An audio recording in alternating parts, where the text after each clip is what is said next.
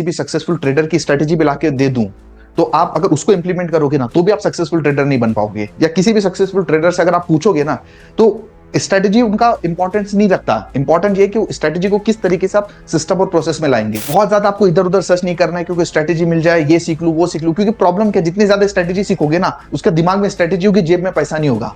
हमको दिमाग में स्ट्रेटेजी नहीं रही चलेगा, अपने को जेब में पैसा होना जरूरी है। इसलिए इंपॉर्टेंट है प्रोसेस, सिस्टम एंड स्टेप्स, जो कि इस वीडियो में हम डिटेल में डिस्कस करने वाले हैं। पैसा दोस्तों यहाँ पे ट्रेंड में बनता नहीं है ना, उससे कहीं ज्यादा पैसा लोग करेक्शन में गंवा देते हैं। इसके लिए आखिर में ना एक एंड ट्रेडर के हाथ में ना कुछ बचता ही नहीं है। तो ये जो गिवन स्टेप्स है, अगर आप इनको फॉलो करोगे ना, तो इवेंचुअली आप पैसा भी बनाओगे और अपने आप को मार्केट के करेक्शन में बचाओगे भी, and you will become a profitable trader. अस्सलाम वालेकुम, आई एम फरहान मीर। अगर दोस्तों मैं आपसे पूछूं कि 2025 में सक्सेसफुल ट्रेडर बनने के लिए सबसे इंपॉर्टेंट क्या चीज है, बहुत ज्यादा चांसेस है ना आप बोलोगे स्ट्रेटेजी। हमारे पास एक कोई पावरफुल स्ट्रेटेजी रहे जो हमेशा काम करती है, उसे हम इंप्लीमेंट करेंगे और एक बहुत ही सक्सेसफुल ट्रेडर बन जाएंगे।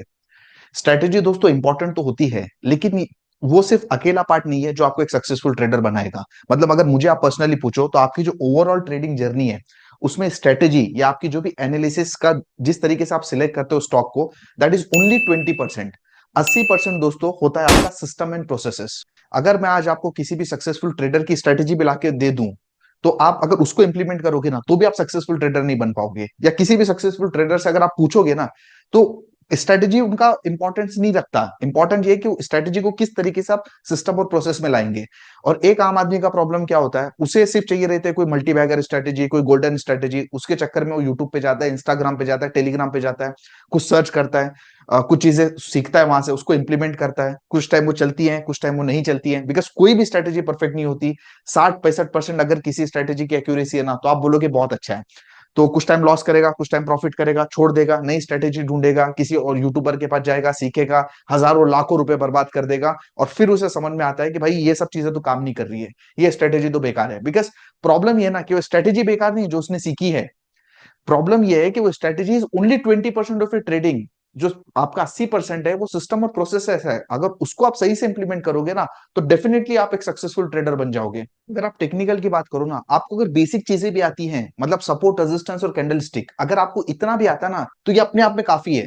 मैंने ऐसे बहुत से मेरे ट्रेडर्स फ्रेंड्स भी हैं और देखी भी हैं ऐसे लोग जो सिर्फ सपोर्ट, रेजिस्टेंस और ट्रेंड लाइन पे काम करते हैं, कैंडल स्टिक पे काम करते हैं, एंड दे आर प्रॉफिटेबल, और ये बहुत अच्छा कर रहे हैं। क्योंकि आप समझिए ना, जिसने कॉन्सेप्ट निकाला है सपोर्ट रेजिस्टेंस का, कैंडल स्टिक का, उसका और उसके दौर के जो भी लोग हैं, आजू बाजू लोग हैं, सबकी पूरी जिंदगी निकल गई उसी पे ट्रेड करने में। और ऑब्वियस सी बात है, वो चीजें चलती हैं इसलिए आज तक एग्जिस्ट कर रही हैं। अगर आप किसी इंडिकेटर की बात करें, जैसे आरएसआई हो गया, बॉलिंजर बैंड हो गया, मैकडी हो गया, मूविंग एवरेज हो गया, ये दोस्तों सब चीजें चलती हैं। और जिसने बनाई है उसने पूरी जिंदगी भर उसी चीजों पे काम किया है, इसलिए तो आज एग्जिस्ट कर रही है। इसलिए तो हम और आपके बीच में आज वो इतनी फेमस है। लोग पूछते हैं कि क्या यूज करना है, कौन सा इंडिकेटर यूज करना है, कौन सी स्ट्रेटेजी यूज करना है। आप कुछ भी करो, आप दो तीन चीजें कहीं से सीखो, आप कुछ भी करो, सब चलता है। बस उसको प्रॉपर सिस्टम और प्रोसेस में आप अगर फिट कर दोगे ना, तो eventually you will become a successful trader.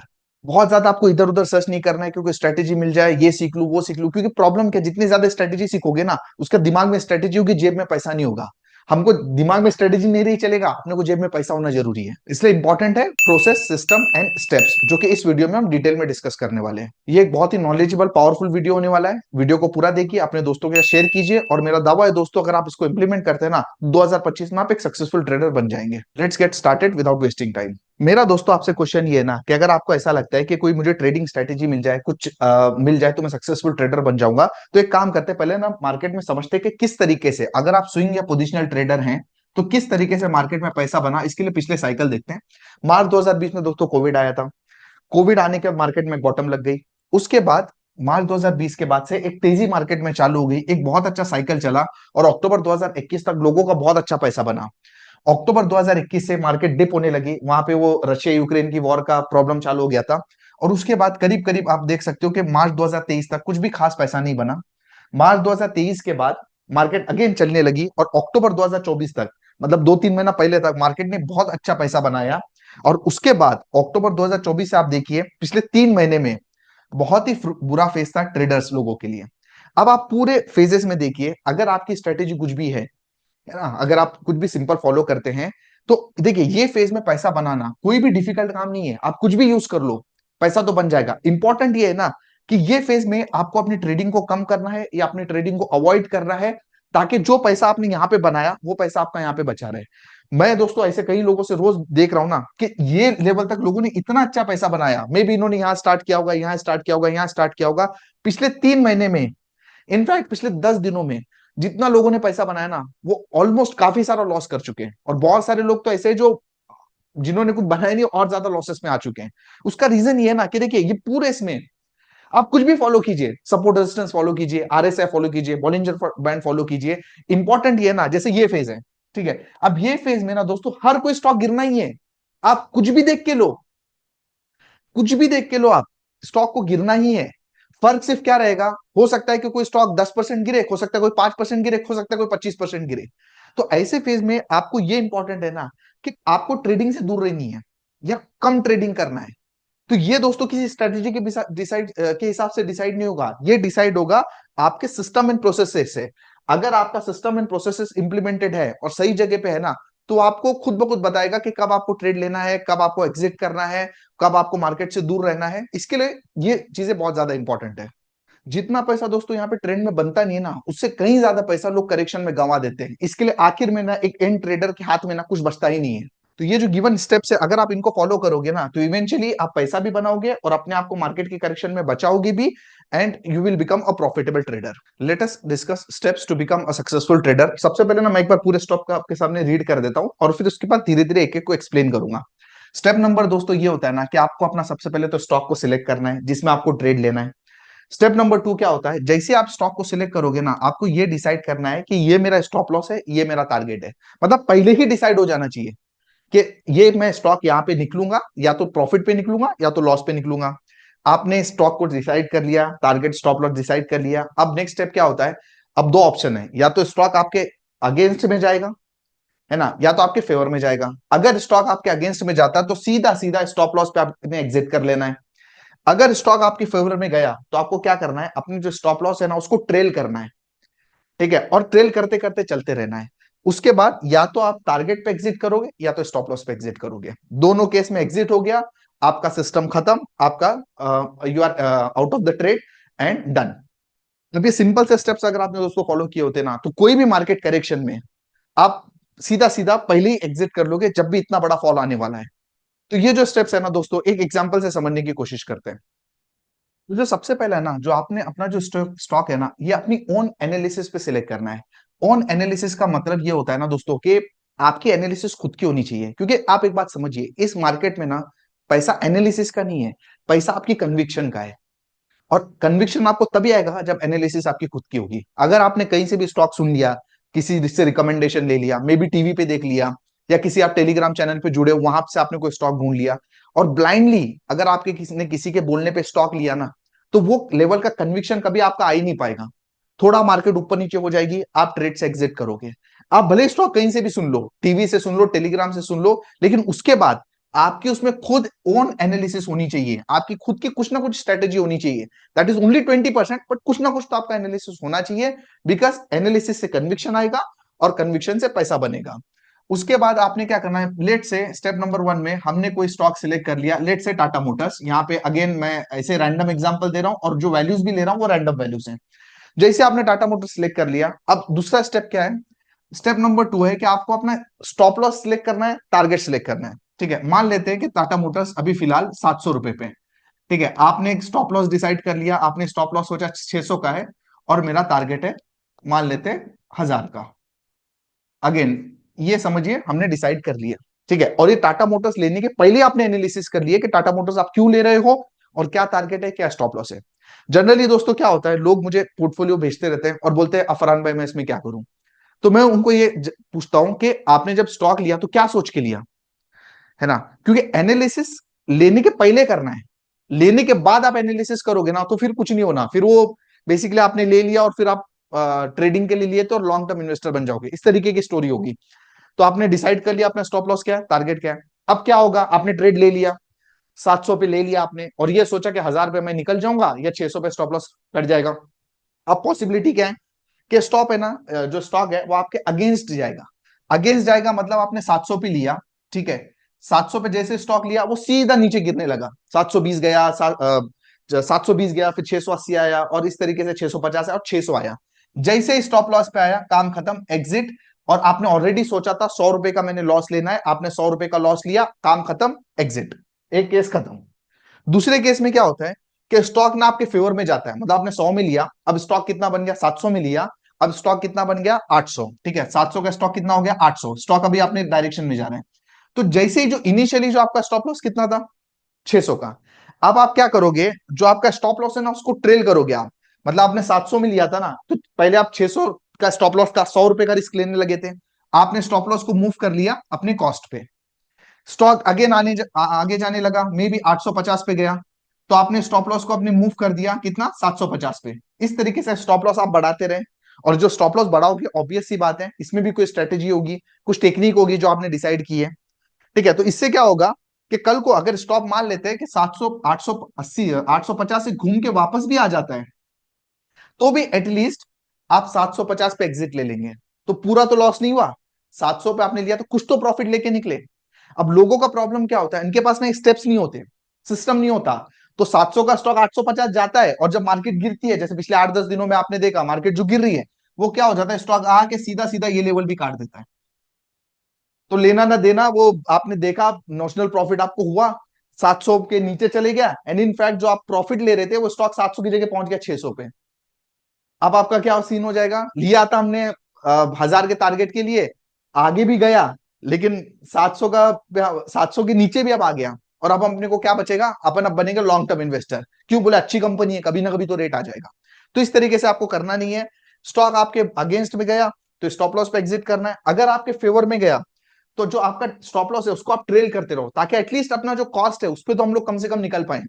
और या तो अब दो ऑप्शन है, इस तरीके से 850 से हो सकता है स्टॉक बढ़ते बढ़ते 1000 भी पहुंच जाए, है ना। तो दो ऑप्शन है, या तो टारगेट पे हम एग्जिट करेंगे, या तो ट्रेलिंग स्टॉप लॉस पे एग्जिट करेंगे और यहां पे हम आके स्टॉप कर देंगे। ये दोस्तों सिंपल से स्टेप्स हैं। अब क्वेश्चन ये आता है ना कि ये स्टेप्स क्यों आप फॉलो क्यों नहीं कर रहे। सिंपल से स्टेप एक बार समरी कर देता हूं मैं आपको।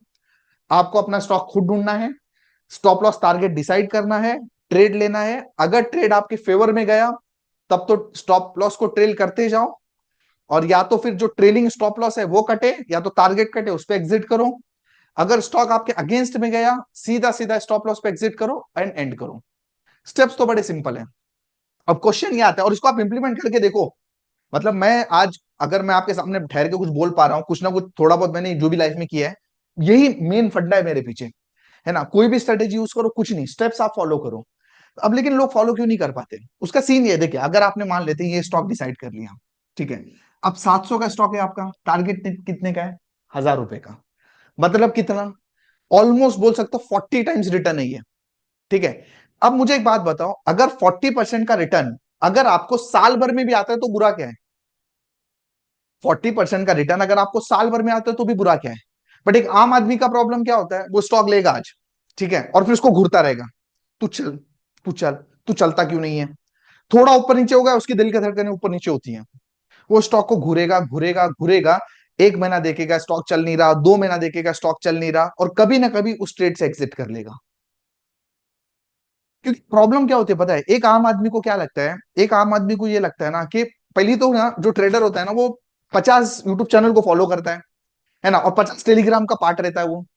तो प्रॉब्लम क्या होती है, अगर वो 2 महीना जब टाटा मोटर्स या जो भी XYZ आपने स्टॉक लिया, अगर वो स्टॉक नहीं चलेगा ना, तो वो टेलीग्राम पे देखता रहता है। टेलीग्राम पे दो चार ऐसे होशियार लोग रहते हैं ना, या यूट्यूब पे, वो बस देखो मैंने बोला था ये स्टॉक चल गया, ये स्टॉक चल गया। कभी ऐसे जो फेजेस आते हैं, ये वाले फेज में, कभी उनको बताओ, पूछो तो सही कि आपके पोर्टफोलियो का हाल क्या है ना। वो ऐसे टाइम पे शांति से बैठे रहेंगे। लेकिन प्रॉब्लम ये है ना, ये टाइम पे ना ये लोग ना, देखो मैंने बोला था ये स्टॉक इतना चल गया, वो ये स्टॉक इतना चल गया। तो ऐसे में का आम आदमी को क्या लगता है, अरे यार मैंने लिया हुआ स्टॉक तो चल नहीं रहा, बाकी पूरी दुनिया चली जा रही है, मतलब कहीं ना कहीं मेरे से गलती है। उसके चक्कर में 2-3 महीना वेट करेगा और बोलेगा नहीं नहीं ये स्टॉक तो फालतू, अपन काट देते हैं। और जैसे वो काटेगा ना, वो स्टॉक वहां से चलने लगेगा।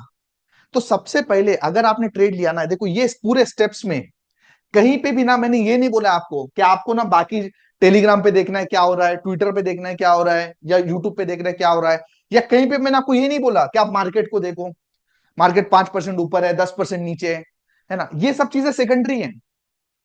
ठीक है, अगर आपने डिसाइड कर लिया है कि मेरे को 40% का टारगेट आना है तो आना है बस, ठीक है ना, उसको साल भर का टाइम देना है तो देना है। उस दौरान पे कोई स्टॉक कितना भी चले उससे अपने को कोई फर्क नहीं पड़ना चाहिए, क्योंकि स्टॉक का नेचर क्या होता है पता है, यहाँ पे ऐसा नहीं होता अच्छा 40% है मतलब उसको मैं अगर महीने से डिवाइड कर लूं तो हर महीने मेरा 3% रिटर्न बनना चाहिए, 4% रिटर्न बनना चाहिए। फिर प्रॉब्लम होती है एक महीने बाद वो निकालेगा खाता, भाई 4% रिटर्न आया क्या, बोले नहीं आया। फिर अगले महीने आएगा 4% रिटर्न आएगा, नहीं आएगा। होगा क्या पता है, आपने अगर सोचा है कि एक साल में मेरे को टारगेट चाहिए, हो सकता है कि 363 डेज पे स्टॉक चली नहीं और लास्ट के 2 दिन पे 20-20% का सर्किट मार के ना आपका रिटर्न दे दे पूरा। आपकी एग्जिट कब है, अगर आपने स्टॉप लिया है, ठीक है, तो देखो दो ही एग्जिट है आपकी, एकदम क्लियर है। या तो एग्जिट किस पे करोगे, स्टॉप लॉस पे, या तो एग्जिट किस पे करोगे, ट्रेलिंग स्टॉप लॉस पे या टारगेट पे, बात खत्म। बीच में कोई एग्जिट है ही नहीं इसमें, इसने बोला उसने बोला ये एग्जिट ही नहीं है। तो जितना आप अपने आप को कट डाउन करोगे, जितना जो एक्सटर्नल नॉइस है ना उसको आप कट डाउन करोगे ना, उतना ही आपको बेनिफिट होगा। क्योंकि एक्चुअली जो लोग बताते ना ऐसा होता नहीं है, अपने को ऐसा देख के लगता है अरे हाँ ये बता रहा है टेलीग्राम पे, ट्विटर पे, यूट्यूब पे, अरे ये इतना बता रहा है, ये कितना कमाता होगा। हालांकि उनका खाता आप देखो, कोई वो कमा नहीं रहे हैं। 90% ऑफ लोग इस मार्केट में एनालिस्ट हैं, दे आर नॉट ट्रेडर्स। और एनालिसिस मतलब कुछ नहीं होता, वो तो ठीक है यार, सुबह टीवी चालू करो 20-20 50-50 से रात 3:30-4 बजे तक, रोज कितने मतलब दिन भर में कितने सारे आपको कॉल मिल जाएंगे। और अच्छी बात पता है आपको, ये जो टीवी पे एंकर आते हैं ना उसको उनको ट्रेडिंग करना अलाउड नहीं है, खाली वो एनालिसिस कर सकते हैं। तो सिंपल सी बात है, आप ये स्टेप्स पे फोकस करो। इस दौरान पे आपको कुछ नहीं देखना कि इधर क्या हो रहा है उधर क्या हो रहा है, हम अपने प्रोसेस पे फॉलो करेंगे। एग्जिट या तो हम स्टॉप लॉस पे करेंगे, या तो अगर स्टॉक अपने डायरेक्शन में चलेगा तो या तो हम ट्रेलिंग स्टॉप लॉस पे एग्जिट करेंगे, या हम लोग टारगेट पे एग्जिट करेंगे। हमें कोई फर्क नहीं पड़ता कि मार्केट कहां पे जा रही है, या इसने कौन सा शेयर लिया उसने कौन सा शेयर लिया है, ठीक है। क्योंकि आपने ये जब शेयर लिया है तो आपने सब सोच समझ के लिया है। हाँ, अगर आपने ये सोच समझ के नहीं लिया तब तो फिर वही कंफ्यूजन हमेशा रहेगी और कभी कन्विक्शन आएगा नहीं, हमेशा अपने क्वेश्चन पे अपने शेयर पे डाउट करोगे। तो ये दोस्तों पूरा प्रोसेस है, इसको इंप्लीमेंट कीजिए, और मेरा गारंटी है आपको दोस्तों, अगर आपने ये प्रोसेस इंप्लीमेंट कर लिया तो 2025 में आप सक्सेसफुल ट्रेडर भी रहोगे। और कुछ ना कुछ स्ट्रेटेजी पे जब आप स्टॉक सिलेक्ट करोगे, आप इस तरीके की मार्केट आती है, कहीं कुछ ना कुछ तो स्टॉप लॉस आपके पास होता, तो एग्जिट कर लिए होते, तो इस तरीके के जो कार्नज होते उससे आप बच जाते, और जो प्रॉफिट आपने बनाया है इस दौरान पे काफी हद तक सेव कर पाते हैं। कोई स्ट्रैटेजी नहीं, कोई प्रोसेस नहीं। अब यहाँ टाइम पे तो स्टॉक्स ऐसे गिर चुके हैं ना, हो सकता है 2-2 3-3 4-4 साल तक उनके रेट ना आए। तो ऐसे में एक आम आदमी जो स्विंग ट्रेडर अपने आप को कहता है, वो लॉन्ग टर्म इन्वेस्टर बन के रह जाता है। So that's it for this video. अगर आप भी फंडामेंटल एनालिसिस को डिटेल में सीखना चाहते हैं कि कैसे आपकी स्ट्रेटेजी बने, एनालिसिस होनी चाहिए, तो उसके लिए हमारा 7 घंटे का कोर्स फ्री में अवेलेबल है, उसे आप जरूर चेकआउट कीजिए। गोल प्लानिंग दोस्तों जिंदगी में बहुत ज्यादा जरूरी है। सोचिए कि आपके रिटायरमेंट के बाद किस तरीके से आपको पेंशन मिलेगी, और बाकी आपके जो गोल हैं वो किस तरीके से अचीव कर पाएंगे, कितना पैसा आपके रिटायरमेंट के लिए काफी है। ये सब क्वेश्चन दोस्तों हमने एक प्लेलिस्ट में बना के रखा हुआ है, जो म्यूचुअल फंड की प्लेलिस्ट है, उसे भी आप एक्सप्लोर कीजिए। और मैं तो दोस्तों आपसे रिक्वेस्ट करता हूँ ना, ये जो पूरे स्टेप्स है ना, आप इसको ना अपने ट्रेडिंग डेस्क पे या जहां भी आप काम करने बैठते हैं, कहीं ना आप ऐसा नोट करके दीवार वगैरह पे लगा के रखो, ताकि चीजें आपको बार बार रिमाइंड होती रहे। क्योंकि यही फॉलो करोगे ना तो पक्का सक्सेसफुल ट्रेडर आप जरूर बन जाओगे। So that's it for this video. अगर आप भी ट्रेडिंग सीखना चाहते हैं, फंडामेंटल एनालिसिस कैसा करते हैं, इन्वेस्टमेंट कैसा करते हैं सीखना चाहते हैं, तो 7 घंटे का दोस्तों हमारा एक डिटेल में कोर्स अवेलेबल है, फ्री में अवेलेबल है यूट्यूब पे, उसे आप जरूर चेकआउट कीजिए। डिस्क्रिप्शन में दोस्तों बहुत से इंपॉर्टेंट वीडियोस, स्टॉक मार्केट क्या है, किस तरीके से उसमें काम होता है, किस तरीके से रिस्क मैनेजमेंट होती है, पूरे वीडियोस की लिंक मैंने डिस्क्रिप्शन में डाली हुई है, उसे भी आप चेकआउट कीजिए। जिंदगी में दोस्तों गोल प्लानिंग बहुत ज्यादा इंपॉर्टेंट है, कि किस तरीके से आप रिटायरमेंट के बाद पेंशन पाएंगे, आपके अदर गोल्स कैसे अचीव होंगे, कितना रिटायरमेंट के लिए कॉर्पस आपको काफी है। इसके लिए हमने पूरी एक सीरीज बना के रखी है म्यूचुअल फंड पे, उसे भी आप चेकआउट कीजिए। वीडियो के कमेंट में लिख के बताइए आपको ये वीडियो कैसा लगा, या आपका कोई और टॉपिक है जिस पे आप मेरे से वीडियो चाहते हैं तो भी लिख के बताइए, उस पर कोशिश करेंगे कि आपके लिए बहुत जल्दी वीडियो लेके आए। So that's it for this video, thank you for watching this video. बहुत जल्दी मिलता हूं अपने अगले वीडियो के साथ, तब तक अपना ख्याल रखिए। अस्सलाम वालेकुम।